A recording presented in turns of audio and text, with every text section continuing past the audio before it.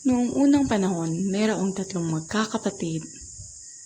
Ang dalawang magkakapatid ay mayroong kasintahan, ngunit ang punsong kapatid na si Saike ay ubod ng ganda, ngunit walang sumubok na asawahin siya. Kay, bakit wala ka pang asawa? Ikaw na lang walang asawa sa ating magkakapatid. Oh, hindi ka ba natatakot na baka tumanda kang dalaga? At agad itong ikinalungkot ni Psyche. Sa kabilang banda ay si Venus, Diyos ng kagandahan. Si Venus ay nakakalit dahil wala na sumasamba sa kanya dahil kay Hindi Psyche. ako papayag na may mas maganda pa sa akin. Cupid! Cupid, halika anak. Ano po iyon, inay? Bakit niyo po ako pinatawag? Puntahan mo si Psyche at paibigin siya sa isang halimaw. Masusunod po, inay. Pagkakita ni Cupid kay Psyche, ay agad itong napaibig at itinusok ang pana sa kanyang sarili bago panain si Psyche.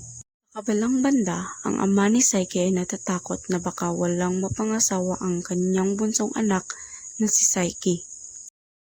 Kaya't si Psyche at kanyang ama ay tumungo sa bundok ni Apollo upang humingi ng tulong. Ihatid mo siya sa tuktok ng bundok at iwanan mo siya mag-isa at susunduin siya ng kanyang mapapangasawang halimaw, sabi ni Apollo. Dahil sa lungkot ni Psyche ay dinaan niya na lang to sa iyak. Habang naghihintay si Psyche ay dinala siya ng hangin patungo sa mansyon ng kanyang mapapangasawa.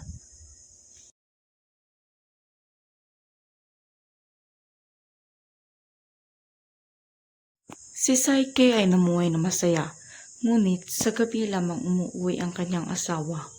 Di katagalan, si Psyche ay nabuntis. At dito na nagsimula ang kanyang pagdududa kung sino nga ba ang kanyang asawa.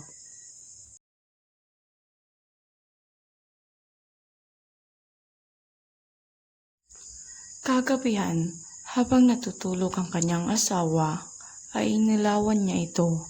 At siya'y nagulat nang makita niya ay hindi alimaw, kundi isang Diyos. Psyche, bakit mo yun ginawa? Hindi mabubuo ang pag-ibig pag walang tiwala.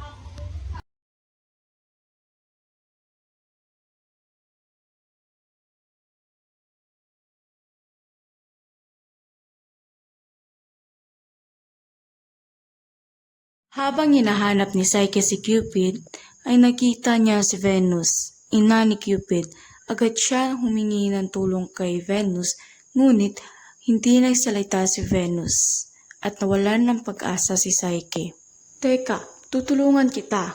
Kakausapin ko ang aking anak, ngunit sa tatlong kondisyon, sabi ni Venus. Hindi na nagtanong si Psyche at sinabing, Gagawin ko ang lahat, mahanap ko lang ang minamahal ko si Cupid. ang unang kondisyon ni Venus ay ihiwalay ang mga butil sa loob ng isang gabi lamang. Dahil sa tulong ng mga langgam, si Psyche ay nagtagumpay sa unang kondisyon.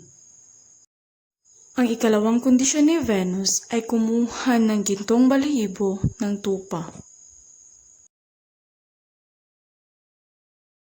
Dahil uli sa tulong ng mga Diyos, si Psyche ay nagtagumpay na makakuha ng gintong balahibo ng tupa.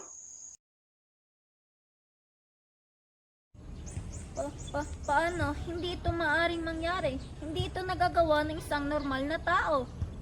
Ang huling kondisyon ni Venus ay humingi ng kagandahan kay Proserpina, Diyos ng mundong ilalim, at ibinilin niya kay Psyche na huwag bubuksan ng kahon kahit na anong mangyari.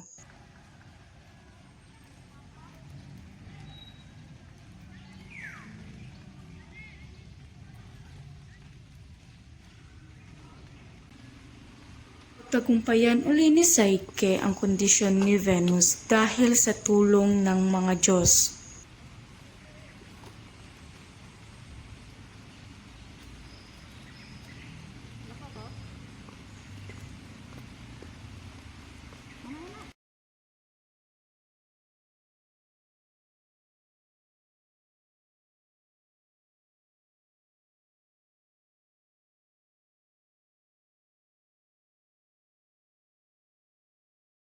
Habang pabalik si Psyche kay Venus, si Psyche ay napagod at napagdesisyonang magpahinga.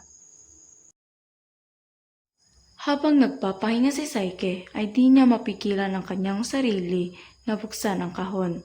At hindi alam ni Psyche na ang laman ng kahon ay hindi kagandahan, kundi sumpa, sumpang makatulog ng habang buhay.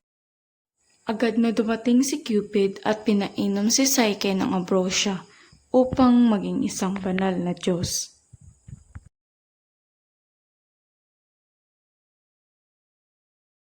Di katagalan ay natanggap ni Venus si Psyche bilang kasintahan ng kanyang anak na si Cupid.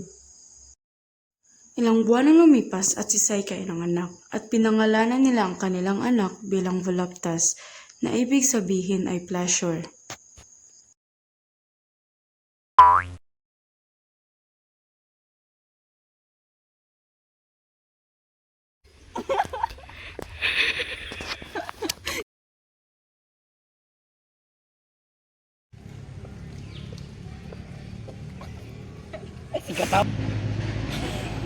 Alain na, oy!